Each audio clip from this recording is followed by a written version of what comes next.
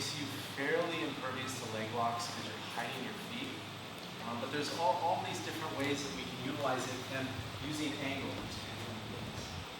Just as a sort of a quick overview, heels on the mat, but arch the instep of your foot connected to the inner thigh. So your toes are always pointed up. Ballerina feet, there's no connection. He'll just move his legs out. He has to always feel that my feet are like locked onto him. And you're not always active in the sense that you're straining your legs, but any movement he makes with his legs will be met with a little bit of a shock. Like you see, it's like my hooks are breathing. So if I put them there as placeholders, it's fairly easy for him to block and move. Arm positioning. Arm positioning is based on the fact that you cannot play this guard flat on your back. You have to always be up and looking for what we call underhook, overhook.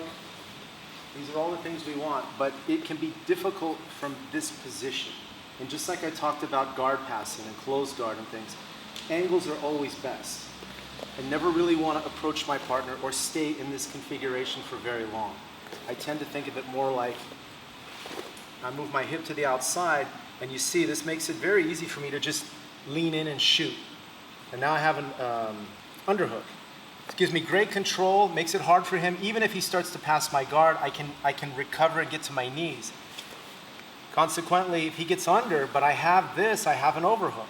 So arm placement is irrelevant when you have the frame of your hooks. He can have his arms wherever I want. You can utilize them to your benefit. One of the things that starts to happen, though, is I get in here, and he's not wanting to engage. He keeps backing up, moving away a little bit. So what I want you to think about, I'm going to always be trying to this. This is the motion.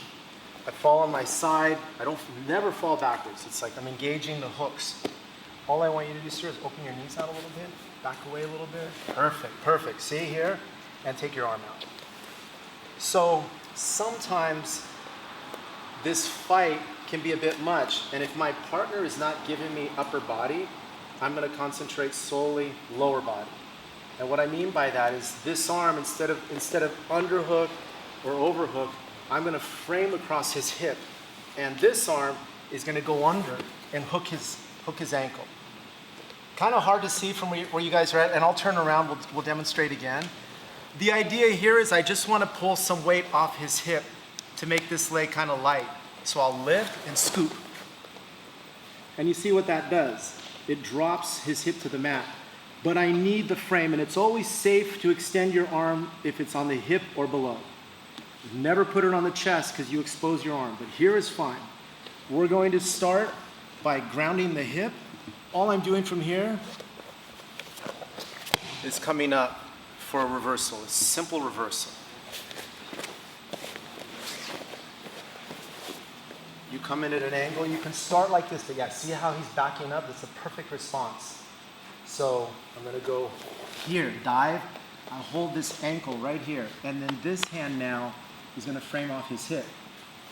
All I need to do, it's very hard to pull the leg out right now. I need to unbalance him. See, the more I unbalance, and I create that extension. Then come straight up. I advocate, because it's no-gi, hold the foot. What we want to do is stabilize just the top position, and then we have the possibility of attacking the foot or passing the guard. But this is a great control. But remember I was saying earlier, opposing pressure, you got to frame off the hip and control the leg. Both.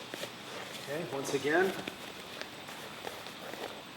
you can go inside, move out, underhook, and yeah, kind of scoot into your partner. You're going to feel that base. If his knees are too close together, it'll be too easy to sweep him.